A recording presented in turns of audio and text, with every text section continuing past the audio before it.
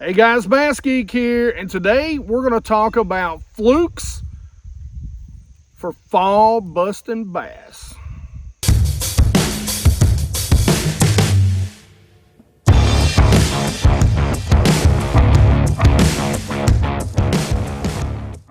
Okay, so I know everybody does this, and I know there's been a ton of videos done on it, but I've got a few little tweaks of my own that I like to talk about when it comes to soft plastic jerk baits in the fall. So I know everybody has seen me talk about, and if you haven't, go back. I've got a few summer videos, and this works extremely well during the fall too, and that is one of my favorite baits, especially in clear water, is this little bait right here. Now this is a ghost shad.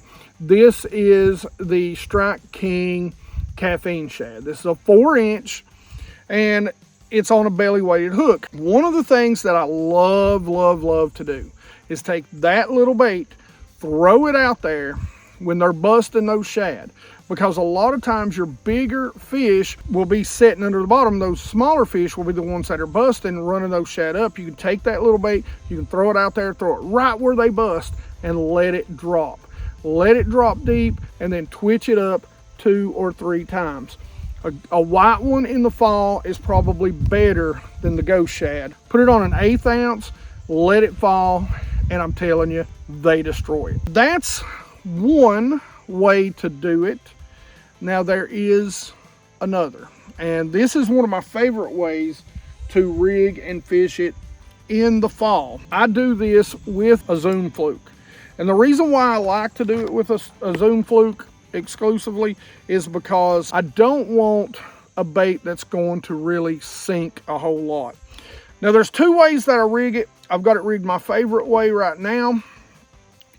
This is one of my favorite ways if they begin to miss it. So basically what you do is, that is the VMC. I'll put a picture of it up here somewhere, but that's the VMC hook with the little spinner on the back. And I just take some tubing from whatever stinger hooks you use, put it over the eye, put it in, 1 barb goes in the tail, and I always want to make sure I rig it so that the nose is pointing up, so that the line is coming up on the high point of the nose. Because what I want to do when I'm fishing this is I want to cast it out there, I want it sink just a little bit under the surface, and then I want to reel it really quickly. So a high-speed reel is something that you'll need too. I like the Lew's 6.5s. A lot of companies are coming out with those 6-speed spinning reels, and I do throw it on a spinning rod combo. And this is a Shimano Sierra, and it's a St. Croix. It's a 7-foot medium fast action, and I'm generally going to throw this on 8 or 10 pound test line, fluorocarbon. All right, but one of the ways that I'll actually rig it up, and I didn't rig it up right now, but you can keep this out. If it's sinking it too much, you can take this off. You can put a swivel, oh, hitting the camera there, put a swivel about a foot above, and what you want is a good heavy swivel that's going to stay down. Now it's not for line twist, but it's actually for weight. So a good heavy swivel, and it'll allow this bait to come up, to dart up. When it comes down and it sinks, it'll actually come up and skip across the water, just like a fleeing bait fish. And the flukes are actually designed for that exact reason. That was one of the reasons why they're designed with that body style and that flat back. Now let's jump out here in the middle of the lake, and I'm going to show you how I like to fish this. And I'm telling you, when they're busting, this thing is deadly. Okay guys, so I'm going to show you how to fish this. Now it is a little heavier on the bait, I will tell you. It's a little easier and you get a little better action, but if you're missing, this is what I go to with the treble hook. I'd probably put a smaller treble hook on there. I didn't have my real small VMC treble spins or whatever they're called. But you know, they're not busting. They were busting back in here earlier this morning. So the one thing you want to do is be able to make a long cast, get it out there, and then you just twitch it. And you get it to skip a couple times across the water. Just like that, and then stop it and let it sit. reel it again. It doesn't matter how much it jumps. What you're really doing is you're simulating a fleeing bait fish. So again, you know, a lot of times the stinger hook is better if they're just missing it. If you get a lot that are missing it or they're losing, put the stinger hook on. But I'll generally start with the swivel. I just didn't bring the right swivels today. But again, you're gonna make a nice long cast, and as soon as it hits the water, you want it to start skipping across the top of the water. Stop and go. A lot of times what they'll do is they'll start following it when they're busting as it's skipping, and then once it stops, they'll literally just cream it. Now, you'll see I got a little bit, and a lot of times you can just twitch it on top of the water like that. Really reeling it fast and erratic, so you get a great movement out of it. Just twitching that slack in the line, and you'll get incredible movement out of this bait.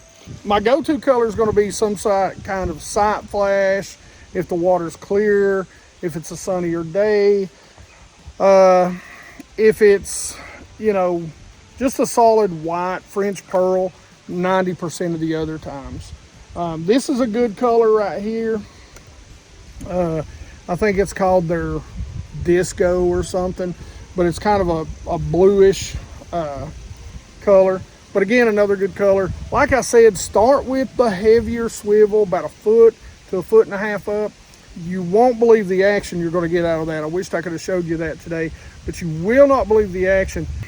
But when they're busting and they're not hitting a topwater or a hard bait, this right here, you wouldn't believe how many bites you're going to get. And then sometimes by just stopping it and letting it sink, you'll get bigger bites. As always, guys, questions and comments in the comment section below. Tell me if you've ever used this technique. This technique actually originated in the blueback herring area. So it's a big deal down in North, South Carolina, those types of areas. So tell me if you've ever heard of it. Like it if you like it. Don't forget to subscribe. Make sure you guys ring that bell so you get the notifications when these videos come out. Make sure you support real fishing, like me, like Debo, like Tackle Junkie, like any of those good informational guys that, guys, we're not telling you to use certain things because we're sponsored by them. We tell you what we like to use. Doesn't matter if we're sponsored by them or not. As always, you guys rock.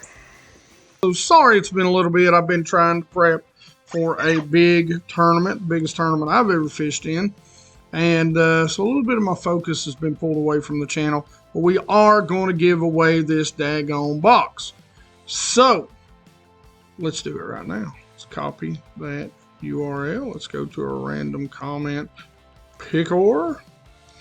Filter duplicates, include replies, and we are good. All right, let's get those comments.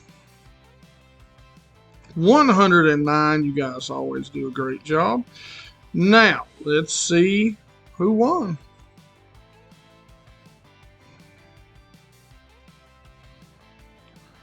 William Garland. Easily commented square bill.